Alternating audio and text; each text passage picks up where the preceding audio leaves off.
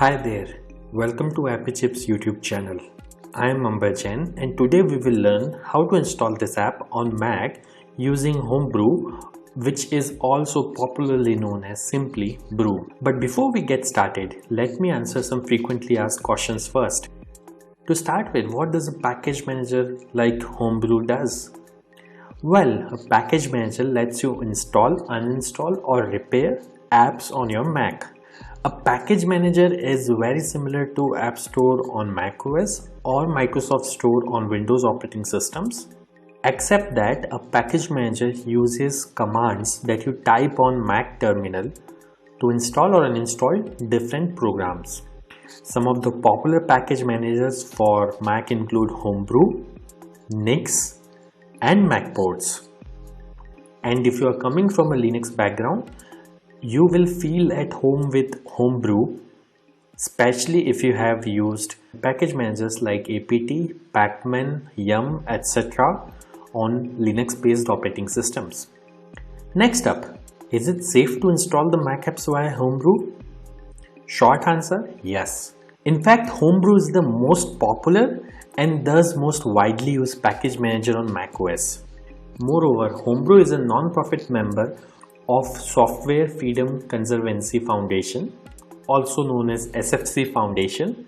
Many other open source projects like Git, BusyBox, Samba, Wine are all part of this Software Freedom Conservancy organization. Also, you might be surprised to know that Homebrew is the most forked project on GitHub and it has the largest number of contributors on its GitHub repository. Many devs at organizations like Google, Apple, Dropbox, Stripe, etc. use Homebrew to set up different development environments on their MacBooks and iMacs. Next question. Can you use Homebrew to install programs on Apple Silicon or more popularly known as M1 MacBooks? Again, yes. Starting version 3.0 of Brew, Apple Silicon is now supported on Homebrew. In fact, Homebrew also supports programs that are at the moment only supported via Rosetta 2 on Apple Silicon. Now that I have answered your questions on safety and compatibility of Homebrew, let's get to the installation process. Before we can install anything using Brew, we need to install the package manager itself, that is Homebrew, on your Mac. So let's see now how can we install Brew on Mac. Let me open my Mac here. First, you need to press Command and space on your keyboard. This will open Spotlight search on your Mac, and then you have to type terminal.app. You will see this terminal app. Simply double click on it to open terminal. Let me maximize this terminal window. Now we need to copy paste the command to install Homebrew from the Brew website. So open your web browser and simply go to the website brew.sh. Once you are on the website, you will see this section called Install Homebrew, which has a command that you can simply copy by clicking on this button over here. Once it is copied, you have to go back to terminal, right click, paste. Now that the command is copy paste over onto this terminal, press enter. This will start Brew installation. Now it is prompting me to enter my user's password on Mac. I am going to type the password now, but it won't be visible on your terminal.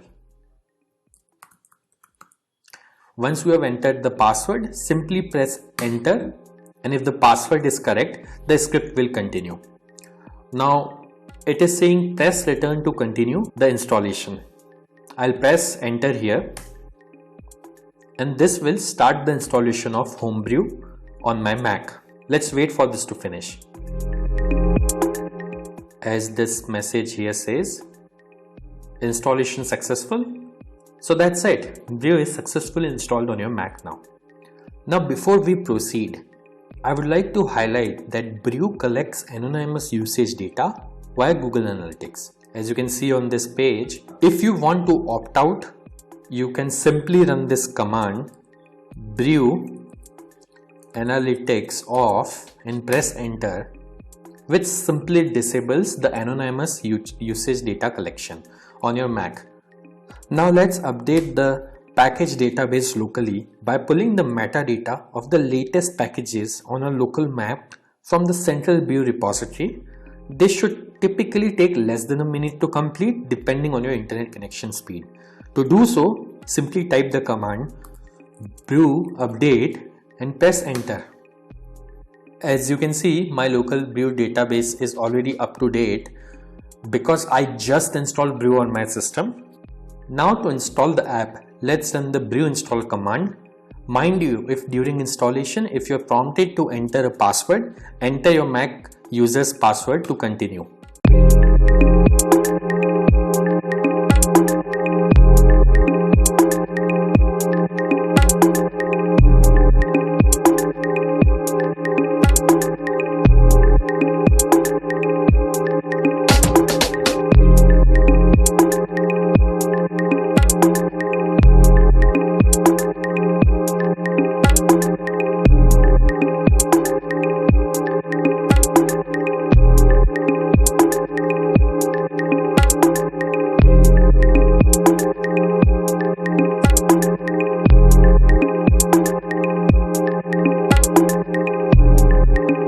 That's it. The installation was successful. If this video was useful, don't forget to hit the like button. And if you faced any problems during the installation in this video, please leave a comment below and somebody from AppyChip team will reply back to you. If in future any app installed using brew stops working, then you can simply reinstall it using the command brew space reinstall space the name of the program. For example, I'll try to reinstall this program called Hello, which is already installed on my system.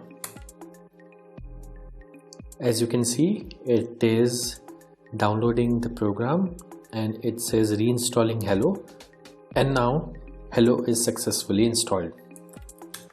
And if you want to uninstall any app installed using brew, simply run brew space uninstall space the name of the program. In this case, I will try to uninstall the program Hello, which is already installed on my system. As you can see, within a few seconds, it says the program is successfully uninstalled. Also, over time, brew might end up consuming disk space on your Mac as it keeps installers of the programs that you had installed on your hard disk in a cache directory. So you can use the brew space cleanup command once every 6 to 12 months to free up some space on your Mac.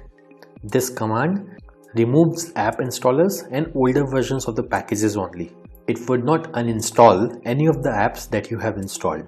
As you can see, brew cleanup was successfully run on my system. So do subscribe to our channel as we have tutorials for installation of over 9,000 programs on Mac, which will come handy. If you need to install other apps on Mac in future, chances are that we have got it covered already.